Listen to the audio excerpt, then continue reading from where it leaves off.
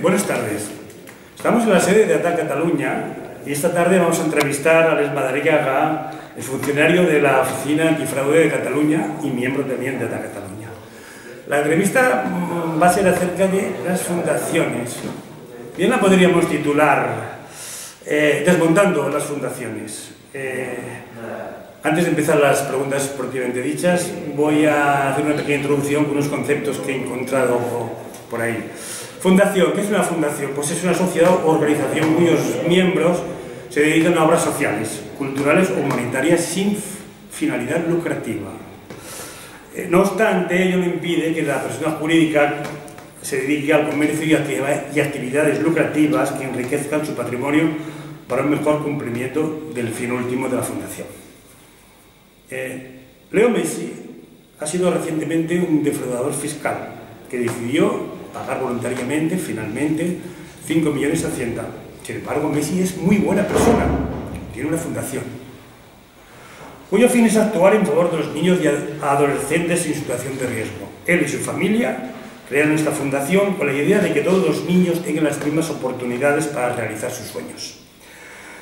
Desde el 2007 trabajan incansablemente para llevar adelante esta misión.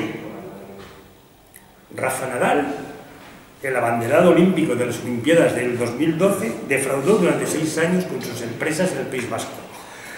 Durante 6 años se estuvo beneficiando de unos beneficios fiscales sin realizar actividad alguna económica. Finalmente, la agencia tributaria, pues lógicamente, intervino y llegaron a un acuerdo con sus asesores fiscales y se trasladó del País Vasco y pagó también una cantidad de dinero que acordaron, que no se sabe bien cuánto ha sido. Sin embargo, Nadal también es muy buena persona, también tiene una fundación, cuyo fin también es ayudar a los niños que corren, ayudarlos con el deporte, a los niños que corren el riesgo de ser excluidos de la sociedad. La fundación también nació en 2007, por deseo del propio tenista y de la familia, de ayudar a los niños y adolescentes socialmente desfavorecidos que corren el riesgo de quedar excluidos de la sociedad. Su contribución permite ofrecer una vida mejor a personas de todo el mundo, a las que el deporte les abre una nueva puerta hacia la esperanza. Muchos famosos tienen una fundación. Entre los famosos se decía, sin fundación no eres famoso. En otro índole de cosas, este mes de mayo, la Caixa se va a convertir en una fundación. La Caixa, la propietaria del banco, CaixaBank, banco con accionistas, va a traspasar el negocio de CaixaBank, lo va a traspasar al holding, que ya me pierdo, al holding, y va a traspasar el negocio bancario, las participaciones en muchas empresas, y se va a quedar finalmente en una fundación, una serie de patronos que uno va a ser Isidro Fainé, lógicamente, otro va a ser Carlos Slim, nada menos, César Alierta, en fin. Bueno, ya repito que yo ya me pierdo y ahora ya pues va a ser Alex el que comienza y le voy a hacer la siguiente pregunta. Señor Madariaga, en España hay más de 1000 fundaciones. ¿Qué es realmente una fundación? ¿Una fundación es realmente una vía de escape para no pagar? ¿Cuál es el origen de la fundación? Bueno, una fundación, como has dicho antes, es un patrimonio destinado a un fin de interés general, y es una entidad que no tiene ánimo de lucro. Si miramos el modelo y el arquetipo de la fundación, tiene una finalidad muy bonita, es la de fomentar determinadas actividades de interés público, es una manera de captar dinero para realizar actividades que benefician a la colectividad. Así que en principio es algo bueno, es un instrumento que puede ser bueno y utilizado para la sociedad. Además, si le dotamos de beneficios fiscales a la propia entidad, en el sentido de que no pague impuestos o pague impuestos muy bajos, puede desarrollar estas actividades de forma más favorable, y si encima permitimos que otras personas o empresas puedan dar dinero a esta fundación para realizar actividades de interés general, pues mejor que mejor, ¿no? De hecho, las fundaciones tienen un origen muy antiguo. Los inventores de la fundación se dice que son los egipcios, desde hace casi más de 3000 años antes de Cristo. Porque ellos inventaron unas fundaciones que eran las fundaciones funerarias. Los egipcios tenían una concepción del más allá muy particular y creían que después de la muerte tenían que hacer toda una serie de rituales que se tenían que hacer cada año, Y para ello pues dotaron de una serie de patrimonio. El egipcio pues hacía como un testamento y había un patrimonio en el cual ese patrimonio estaba destinado a que en los próximos años se hagan pues determinados actos fúnebres en mi honor el resto de los siglos de los siglos. Claro, ya de entrada, esto que parece una buena idea, pues empezó que esto lo tenía que gestionar alguien. Alguien tenía que gestionar estas tierras, que con estas tierras se hacían unos frutos y con esos frutos se hacía una ofrenda. Bueno, pues algún sacerdote se quedaba una parte de la ofrenda, ¿para qué lo vamos a quemar a los dioses? Total, hay una parte que me la puedo quedar yo, o mi familia, y empezamos a ver los primeros problemas de las fundaciones, que de hecho son los mismos que tenemos hoy en día. Un patrimonio destinado a una finalidad de interés público es muy interesante, pero ¿quién gestiona este patrimonio? ¿Cómo se controla?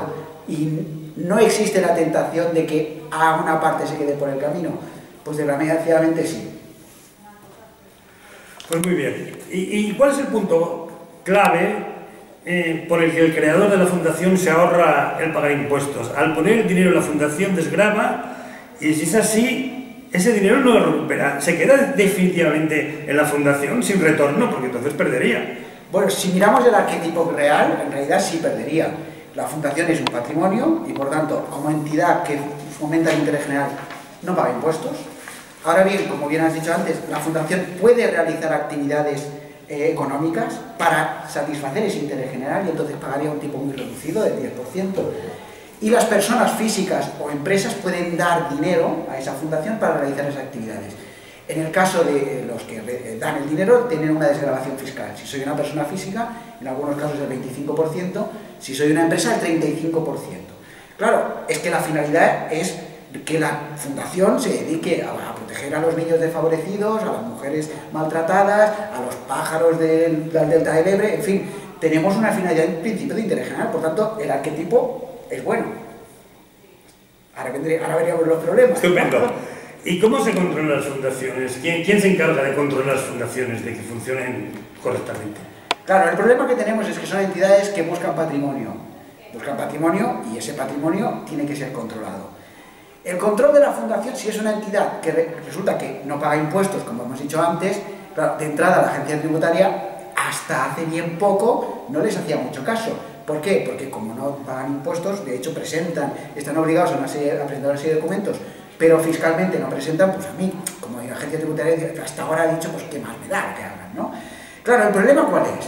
El problema es, ¿qué hacen los gestores con ese patrimonio? ¿Cómo lo gestionan? ¿Realmente todo el dinero que va presuntamente a interés general acaba destinado al interés general o acaba en el bolsillo de unos pocos? Desgraciadamente, en las últimas noticias, si vemos, estamos cansados de ver cómo en muchos casos de corrupción, de repente por el medio aparece una fundación que en teoría tenía un interés general.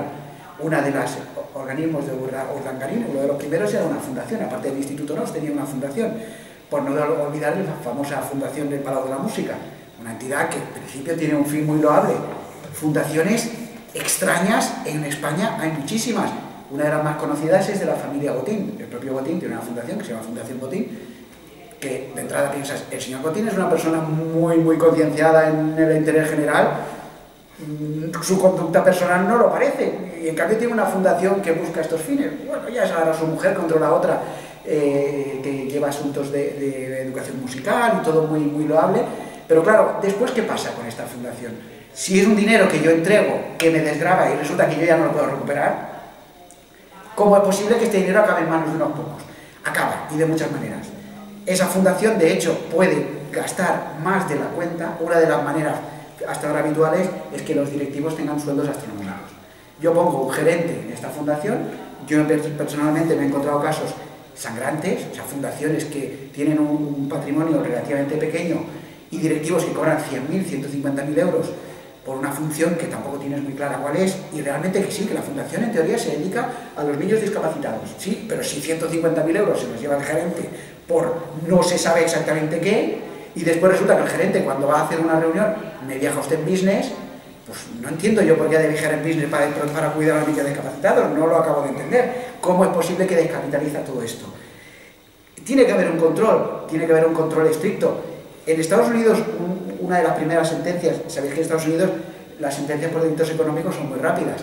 ¿no? Aquí todavía estamos pidiendo el primer requerimiento cuando allí han juzgado a la persona. El señor Núñez 18 años ha tardado. 18 años, y el caso Palau pues todavía está cocinándose a fuego más que lento.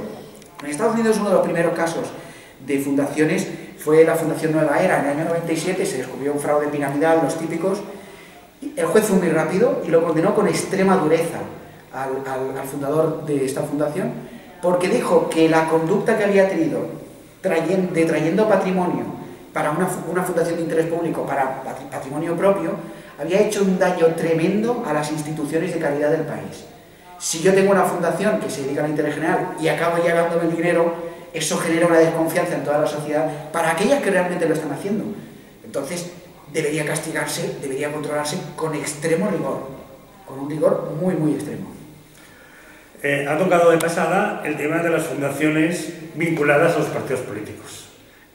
Bueno, esta ha sido una fuente de corrupción tremenda, Fundación Palau y las fundaciones de Unión, las fundaciones de Convergencia, y los políticos pues lo han hecho bien. Se han prohibido las donaciones a los partidos políticos, se han prohibido, pero no a las fundaciones de los partidos políticos, por lo tanto. Bueno, esto ha sido una situación bastante escandalosa, porque realmente muchos casos de corrupción, como hemos dicho antes, tenían una fundación por en medio, una fundación que captaba fondos y que no sabíamos de dónde iban, y que acababa muchas veces en manos de partidos políticos. Esto es algo que en muchos casos se ha demostrado, y en cambio el legislador no ha desarrollado unos instrumentos de lucha contra este tipo de instrumentos, ¿no? De hecho, la última modificación de la Ley Orgánica de Partidos Políticos ha sido como insultante a este respecto. Regula de esta manera legislativa extraña, que lo hacen para que no lo entienda nadie, la disposición adicional séptima de la ley habla de las fundaciones en los partidos políticos y las aportaciones a las fundaciones de partidos políticos. Y dice en un apartado que uno lo lee y no entiende nada, dice: no será de aplicación lo previsto en la letra C del apartado 2 del artículo 4, ni el límite establecido en la letra B del apartado 1 del artículo 5. Bueno, yo y cualquier lector lee esto y evidentemente no entiende absolutamente nada. Si yo lo leo rápido pienso, pues yo que sé lo que será esto, pero bueno, no tiene importancia. Pues sí la tiene, porque lo que está diciendo esta ley es dos cosas. Primero, una fundación de un partido político no tiene limitación en cuanto a su aportación. Yo, si quiero dar dinero a un partido político, imaginadme que me doy un golpe en la cabeza tremendo y que decido darle dinero, todo mi patrimonio a un partido político, tengo la limitación de que no le puedo dar más de 100.000 euros. En las fundaciones había una limitación de 150. Bueno, pues esto se ha eliminado. No le puedo dar más de 100.000 al partido político, pero le puedo dar absolutamente lo que me dé la gana a la fundación vinculada al partido político. Vamos, una cosa absurda, no tiene ningún sentido. Segundo elemento, absolutamente terrible. Si soy un contratista, no puedo, si soy una empresa que tiene un contrato con la administración, no puedo hacer donaciones a los partidos políticos. Hombre, porque se vería un poco extraño, ¿no? Acabo de ganar un contrato enorme de varios millones de euros y de repente le hago una donación a un partido, de repente me he vuelto totalmente afín al partido político y le quiero regalar dinero. Esto está prohibido, sí, pero no está prohibido si se lo hago a la fundación.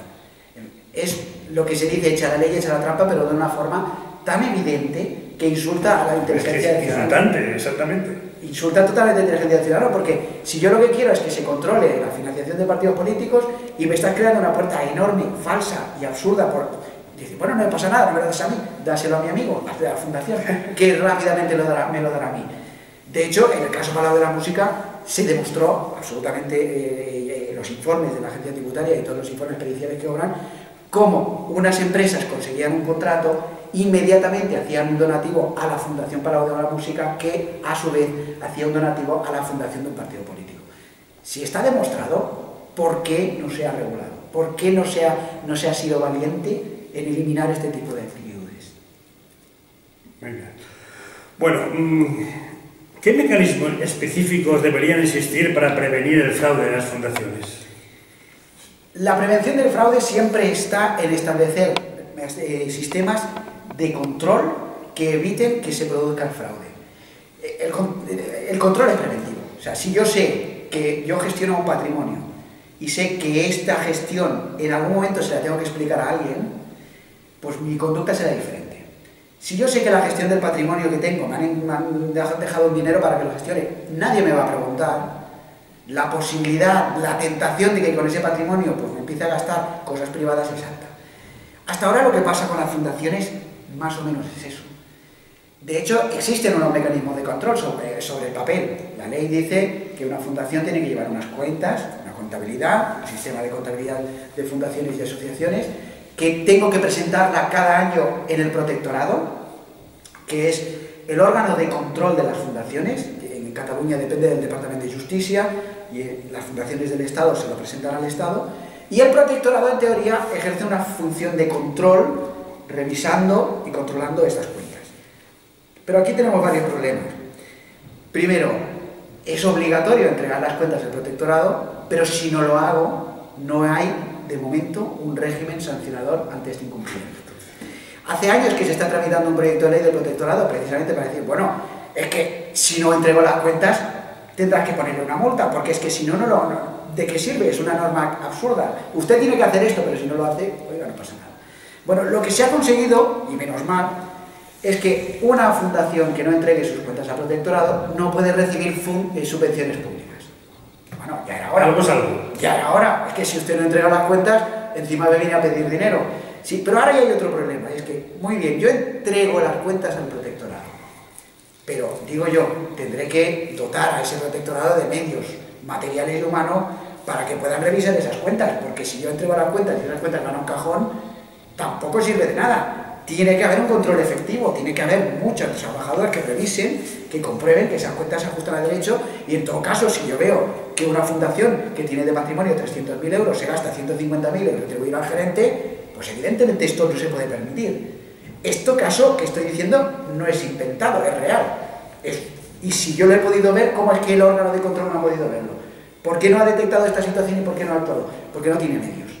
Si no le otorgo medios, no sirve de nada. Entonces, existe este sistema de que realmente se sigue haciendo más o menos la vista gorda. De hecho, la ley sí que permite que cualquier ciudadano puede pedir las cuentas de una fundación y el protectorado se las tiene que dar. Pero claro, primero, si el protectorado no las tiene, que muchas veces pasa, después, como tienen pocos medios, entregan las cuentas y las tienen que registrar, pero claro, para registrarlas a veces pasa mucho tiempo, pues el control es casi ineficaz, absolutamente ineficaz. Acaba de mencionar, si he oído bien, donaciones públicas. ¿Es así esto? Sí. En los tiempos que corren, ¿hay donaciones públicas a fundaciones cuando realmente las necesidades del ciudadano son mucho más prioritarias? Hay muchísimas donaciones públicas. ¿Esto es correcto? Bueno, si miramos la estructura tal como debería ser, tampoco es malo. Si es una fundación que se dedica al interés general y que protege... ¿Pero qué interés? ¿El casal para jugar al dominó? Pues una fundación que protege las zonas maltratadas que hay y recibe una subvención para esa actividad. Bueno, ahí sí que... Existen fundaciones muchísimas que tienen actividades que realizan de verdad y que son absolutamente loables, por tanto piden una subvención y el Estado se las da. Ya, pero luego vamos a mirar las subvenciones que da el Estado a las fundaciones. Voy a mirar, y las número 1, fundaciones a partidos políticos. 1 millón de euros el año pasado de presupuesto a fundaciones a partidos políticos. Bueno, las fundaciones. Sí, aparte del presupuesto que existe. Aparte del presupuesto que les dan al partido, pues ¿por qué? Porque esa fundación busca fomentar la democracia. Y después son subvenciones muy genéricas, que tampoco le piden una actividad concreta. Ya. A lo mejor, si usted tiene una fundación que se dedica a la protección de los pájaros en el Terral del Ebre y le pide una subvención, le van a pedir hasta el nombre y apellido de cada pájaro, ¿vale? Y le van a pedir una foto de qué hace ese pájaro y te van a demostrar que realmente ese pájaro esté protegido. En cambio, fomentar la democracia, bueno, pues he hecho una charla de vez en cuando y poco más. En algunas subvenciones se han dado situaciones escandalosas y aquí es donde empezó a intervenir la agencia tributaria, porque el año pasado empezaron a comprobar, vía algunas fundaciones que habían recibido subvenciones, que en su caso se dedicaban a formación. Volvemos a tener hoy mismo noticias raras con la formación y la corrupción, ¿no? Eran subvenciones, eran fundaciones que se dedicaban a la formación de altos ejecutivos. Y ya de entrada piensas, vamos a ver, aquí hay algo que no va bien.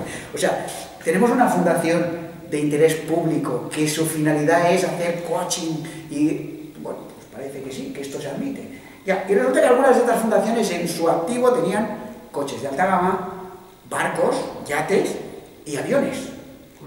Bueno, esto ya no cuela. A ver, vamos a ver, o sea, ¿para qué quieres un avión para una finalidad de interés general? A no ser que hagas un sorteo de todos los ciudadanos y cada uno le toque un viaje en avión de vez en cuando o un viaje en yate, no lo entiendo. Esto, el año pasado la gente tributaria entró a comprobar esto, pero entró por puro rebote, porque había considerado que esta actividad no era una actividad que debía realizar una fundación, sino una empresa, y por tanto esa actividad debía llevar IVA, y por tanto empezaron a mirar, y cuando empezaron a mirar cuenta, dijeron, ¿qué hace usted con un avión? ¿Y por qué tiene usted una fundación que se dedica al coaching de altos directivos? Y ya, si empiezas a mirar, ya se te desmonta todo. Es una situación absolutamente escandalosa. Estupendo.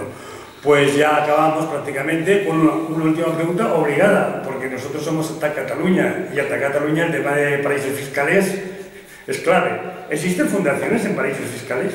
Pues existen muchísimas. De hecho, la fundación, aparte del invento egipcio que hemos dicho, donde más ha fructificado es precisamente en los países anglosajones. Como sabemos, los países anglosajones, muchos de ellos han derivado, sobre todo las colonias británicas, en paraísos fiscales. Todo lo que es las colonias, muchas colonias británicas, ¿no? Las Islas del Canal, las Islas Caimán, Bahamas, en fin, figuran como paraísos fiscales. Entonces, tenemos unas figuras que en España ya son complicadas. Si nos vamos al extranjero, entonces ya se multiplica por 1000. ¿Por qué? Porque de entrada en estos países ya la fundación no necesariamente tiene que tener sin ánimo de lucro. Yo puedo montar una fundación con ánimo de lucro. Ostras, yo puedo montar una fundación en determinados países en las cuales el patrimonio sí que vuelva hacia mí. Y encima puedo montar una fundación en determinados países en los cuales bloqueo totalmente la identidad de los patronos. Bloqueo de forma total quién ha dado dinero. Entonces sí que ya nos vamos al escándalo. Hace muchos años que se tramita la directiva del ahorro en Europa, que intenta acabar con el secreto bancario y ha intentado ejercer mayor transparencia en todo el sistema financiero. Y entonces lo que más retrasó la aprobación de esta directiva era la oposición de varios países, Luxemburgo y Austria, que decían, muy bien, yo voy a decirle el nombre del titular de la cuenta siempre que sea una persona, pero si es una fundación no es. Si es una fundación yo no se lo digo. Liechtenstein sobre todo, que tiene Luxemburgo, y Liechtenstein no es de la Unión Europea, pero Luxemburgo también utiliza mucho esta figura, se negaba por completo a dar el nombre de las fundaciones, porque gran parte del gran masa de dinero no la tiene una persona a su nombre en un paraíso fiscal, la tiene a nombre de una fundación, claro.